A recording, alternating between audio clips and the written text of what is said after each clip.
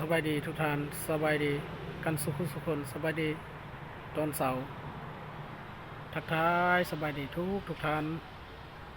ยินดีต้อนรับทรงเบาเส้นเมืองสลาดน้อยคือเก่าพี่น้องเอ้ยอ่าตอนนี้8 โมงปลาย9 โมงเลยพี่น้องเอ้ยเนาะ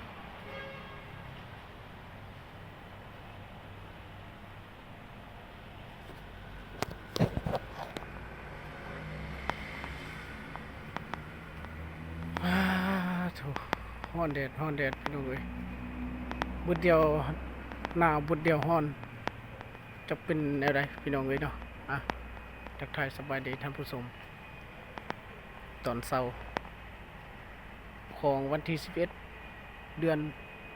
11พี่น้องเอ้ยวันที่16เดือน11ขอโทษพี่น้องเนาะบอกผิดบอกถูกพี่น้องเอ้ยเดือนวันที่16เดือน11พฤศจิกายนเนาะทักทายยามมื้อเช้าเด้อภาษาบ้านเฮาว่ายามตอนเช้าพี่น้องเอ้ยเนาะบนคอกรถคือเก่าตอนนี้รถใหญ่เต็มอยู่ในพี่น้องเอ้ยรถใหญ่หลายมื้อนี้น่ะตัวรถจักรยังบ่ทันได้หลายปานใดพี่น้องรถจักรคอกนี้ก็โอ้ได้6 คันพี่น้องเอ้ยรถจักรได้6 คันมื้อนี้คอกที่บนเฮายามนี่จะหลายเติบพี่น้องเอ้ยประมาณ18 คันนี่แหละรถของพนักงานรถลูกค้ายังบ่ทันได้มีพี่น้องเอ้ยเนาะตอนเช้าๆตอนสวยตอนแรงพุ่นแหละพี่น้องเอ้ยลูกค้าก็ดีมื้อนี้เป็นวันอาทิตย์เนาะเป็นวันพักของพนักงานพี่น้องเอ้ยเป็นวันพักของพนักงานบางคนก็พักบางคนก็บ่ได้พักพี่น้องเอ้ยคือบ่เส้นเมืองสลัดน้อยบ่ได้พักมื้อนี้เป็นมื้อวันพักของพนักงานทุกๆคนเนาะเป็นวันอาทิตย์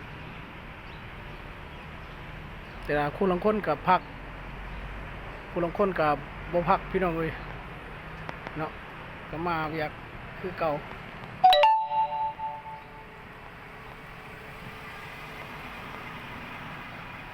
แท็กซี่มารับลูกค้าพี่น้องเอ้ยลูกค้าก็หลายรถใหญ่ก็จะมาพัก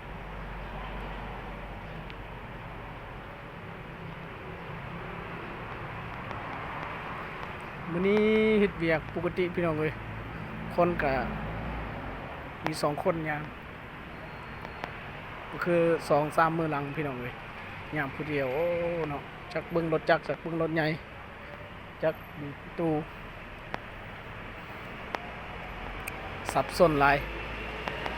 อันนี้สบายอยู่พี่น้องเอ้ยเนาะ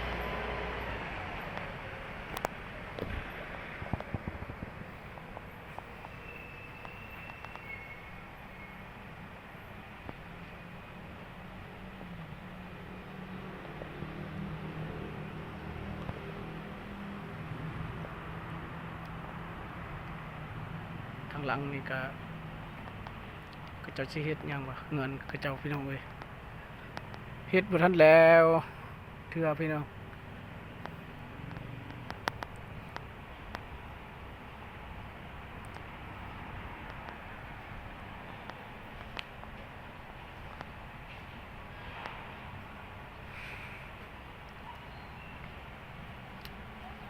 มาเวียกมางานคือเก่าพี่น้องเอ้ยเนาะนี่บนยามอยู่นี่แหละเนาะ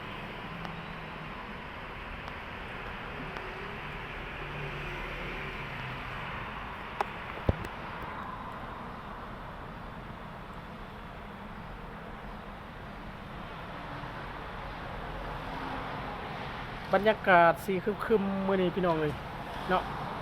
บนท้องฟ้ากับสีครึมๆ อืมเพราะว่าฮอดฤดูหนาวแล้วพี่น้องเอ้ยเนาะ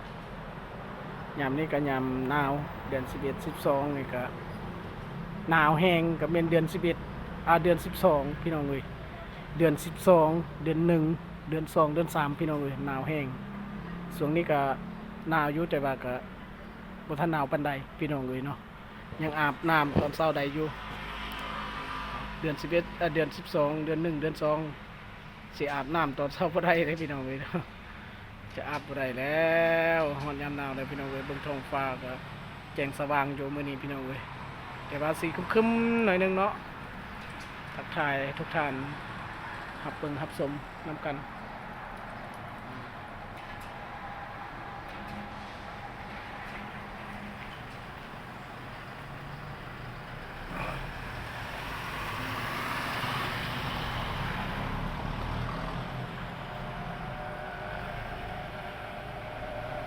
รถจักรประมาณนี้พี่น้องเอ้ย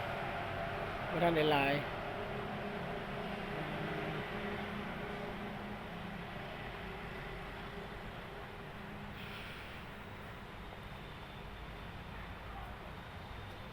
อันนี้ก็เป็นรถของพนักงานนะพี่น้องเอ้ยนี่กำแพงนครหลายขีดนี่พี่น้องเอ้ยกำแพงนครไป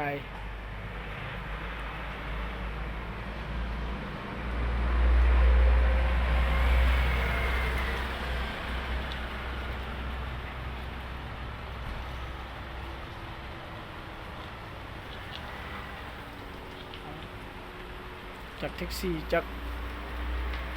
ผู้ใดเข้าไปเบิดพี่น้องเอ้ยมั่วซั่วกัน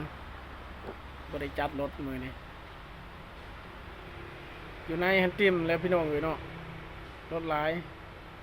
จนจอดทั้งนอกนี่2 คัน